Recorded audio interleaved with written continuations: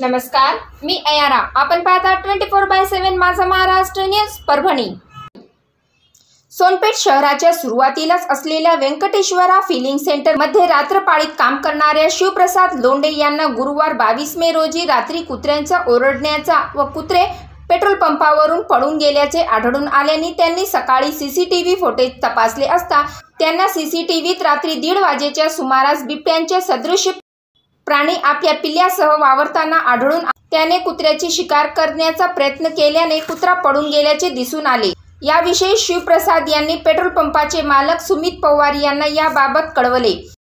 त्यांनी याबाबत स्थानिक पोलीस व वन विभागाला माहिती दिली. सोनपेठ पोलीस स्थानकाचे पोलीस निरीक्षक सूर्यमोहन बोलमवाड, वनरक्षक सुरेखा टोंपे यांनी पेट्रोल पंप व आजूबाजूच्या परिसराची पाहणी केली. सीसीटीव्हीत बिबट्यांचे सदृश्य प्राणी आपल्या बछड्यासह दिसून कुत्र्याची शिकार करण्याचा प्रयत्न करताना दिसला.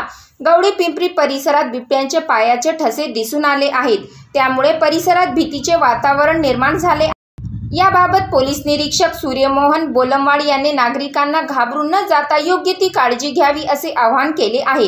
सुरेखा टोंपे यांनी या प्राण्याला पकडण्यासाठी कॅमेरा ट्रॅप व इतर आवश्यक ती वन विभागामार्फत वरिष्ठांच्या मार्गदर्शनाखाली करण्यात येणार असल्याचे सांगितले. यावेळी परमेश्वर कदम, सुधीर बिंदू, प्राध्यापक वसंत सातपुते, बाबासाहेब गर्जे, नामदेव जाधव यांच्यासह नागरिक उपस्थित होते. परभणी जिल्ह्यात दररोज मान्सून पाऊस पडत आहे. संपूर्ण परभणी शहरात रस्त्याचे काम सुरू आहे, पण कधी समाप्त होणार माहीत नाही. या कामावर महानगरपालिकेचे दुर्लक्ष होत आहे. परभणी शहरात विविध भागात पावसाचे पाणी रस्त्यावर साचत आहे. या पाण्यामुळे पायी चालणाऱ्या नागरिकांना अतोनात अडचणीचा सामना करावा, तसेच दुचाकी चालकांना सुद्धा रस्त्यावरील खड्ड्यांचे पाणी अंगावर येऊ नये म्हणून विविध प्रकारचे उपाय करावे लागत आहे. जसे काही दुचाकी सवार आपल्या वाहनांच्या समोरील व पाठीमागील बाजूस रॅक्झिन किंवा प्लास्टिक व इतर साहित्याने आच्छादन टाकून घेत आहे, ज्यामुळे अंगावर चिखल उडू नये. पावसाच्या पाण्यामुळे रस्त्यावरील खड्डे तलाव बनत आहे. हेच नाही तर परभणी शहरातील जामनाका ते दर्गा रोड भागात रस्त्याचे काम कित्येक महिन्यापासून सुरू आहे. या कामामुळे वाहन चालकांना आणि पायी चालणाऱ्या नागरिकांना बऱ्याच अडचणीचा सामना करावा लागत आहे. दर्गा रोड येथून एकेरी मार्ग वाहतुकीस वापरला व दुसऱ्या मार्गावर रस्त्याचे काम चालू आहे. या एकेरी रस्त्यावरच car, tempo, truck, auto, motorcycle व पायी चालणारे नागरिक ये जा करत आहे. त्यामुळे प्रत्येक एका मिनिटाला वाहतूक कोंडी होत आहे. या वाहतूक कोंडीमुळे वाहन चालक त्रस्त झाले आहेत. वाहतूक नियंत्रण शाखेचे काम आहे की त्यांनी या वाहतूक कोंडीवर योग्य उपाययोजना करावी. या वाहतूक कोंडीला कंटाळून वाहन चालक कोणत्याही दिशेने व कमी जागेमधून वाहन चालवत आहे. या वाहतूक कोंडीमुळे शुक्रवारी दुपारी जलवाहिनी फुटली, त्यामुळे हजारो लिटर पाणी वाया गेले. या प्रकाराकडे महानगरपालिका यंत्रणेचे दुर्लक्ष होत आहे. या भागात पाल बांधून राहणाऱ्या नागरिकांनी फुटलेल्या पाईपलाईन मधून वाया जाणाऱ्या पाणीला ते थांबू शकत नव्हते, पण त्या नागरिकांनी पाणी भरण्याची कसरत केली. एकीकडे रस्त्याचे काम व दुसरीकडे फुटलेली जलवाहिनी. या घटनेमुळे सर्वसामान्य नागरिकांचे हाल होत आहेत. परभणी जिल्ह्यातील पूर्णा शहरात सध्या दररोज मान्सूनपूर्व पाऊस या पावसाने नगरपालिकेच्या स्वच्छतेच्या कामाचा बोजवारा उडाल्याचे स्पष्टपणे दिसून आले.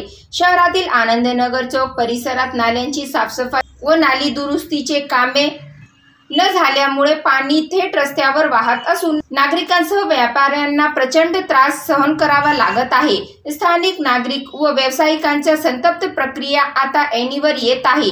नगरपालिका मुख्याधिकारी आणि संबंधित स्वच्छता विभागाचे कर्मचारी झोपले आहेत का, असा संतप्त सवाल नागरिकांनी उपस्थित केला आहे. नाल्यांची नियमित स्वच्छता न केल्यामुळे नाल्यांमध्ये साचलेले कचरा व सांडपाणी थेट रस्त्यावर आले आहे. या गलिच्छ पाण्यामुळे संपूर्ण रस्त्याचे वातावरण दूषित झाले असून दुर्गंध पसरली आहे. या रस्त्याचा वापर दररोज शाळकरी विद्यार्थी, ज्येष्ठ नागरिक, महिला आणि दुचाकी चारचाकी वाहन चालक मोठ्या प्रमाणात. मात्र सध्या या रस्त्यावरून चालणे कठीण झाले आहे. पावसामुळे रस्त्यावर साचलेल्या सांडपाण्यामुळे घसरून अपघात होण्याची शक्यता वाढली आहे. नगरपालिकेच्या दुर्लक्षामुळे नागरिकांचे आरोग्य धोक्यात आले आहे. या प्रकारामुळे प्रशासनाच्या कार्यक्षमतेवर गंभीर प्रश्नचिन्ह उपस्थित झाले आहे. पावसाळा जवळ आलेला असूनही शहरातील नाल्यांची साफसफाई करण्याचे काम अद्याप सुरू झाले नाही। याबाबत नगर परिषद प्रशासन साखरझोप घेत आहे का, या संदर्भात नगरसेवकांनीही संताप व्यक्त केला आहे। काही नागरिकांनी थेट मुख्य अधिकाऱ्यांची भेट घेऊन शहरातील नाल्यांची तात्काळ स्वच्छता करण्यात यावी अशी मागणी नुकतीच केली आहे। तरी पण प्रशासन या प्रश्नाकडे दुर्लक्ष झाल्यास पुणेकरांनी आंदोलनाचा इशारा दिला आहे।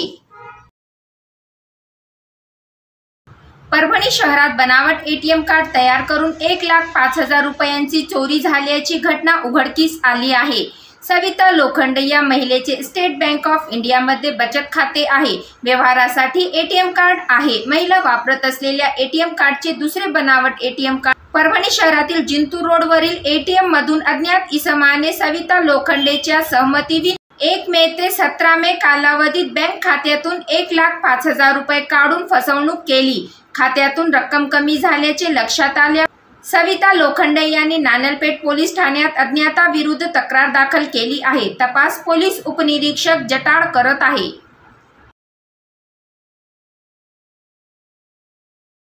महाराष्ट्र राज्याचे मुख्यमंत्री देवेंद्र फडणवीस परभणी दौऱ्यावर येणार आहे। त्यांचा दौरा 29 मे परभणी दौऱ्यावर येणार आहे। या निमित्त परभणीचे पालकमंत्री सौभाग्यवती मेघनाताई साकोरे बोर्डीकर व भारतीय जनता पार्टीचे पदाधिकारी व कार्यकर्ते तसेच प्रशासकीय अधिकारी यांनी ज्या ठिकाणी मुख्यमंत्री देवेंद्र फडणवीस यांची सभा होणार आहे त्या ठिकाणी त्यांची पाहणी केली। स्थानिक स्वराज्य संस्थेचे निवडणूक तोंडावर असून प्रत्येक राजकीय पक्षाचे नेते दररोज परभणीत ये जा करत आहे। दिनांक 24 मे 2025 रोजी प्रादेशिक हवामान केंद्र मुंबई येथून प्राप्त झालेल्या अंदाजानुसार पुढील 3 ते 4 तासात जालना, लातूर, धाराशिव व बीड जिल्ह्यात तुरळक ठिकाणी वादळी वारा, मेघगर्जना, विजांचा कडकडाट, वाऱ्याचा वेग अधिक ताशी 30 ते 40 किलोमीटर राहून हलक्या स्वरूपाच्या पावसाची शक्यता आहे। आपण पाहता 24/7 माझा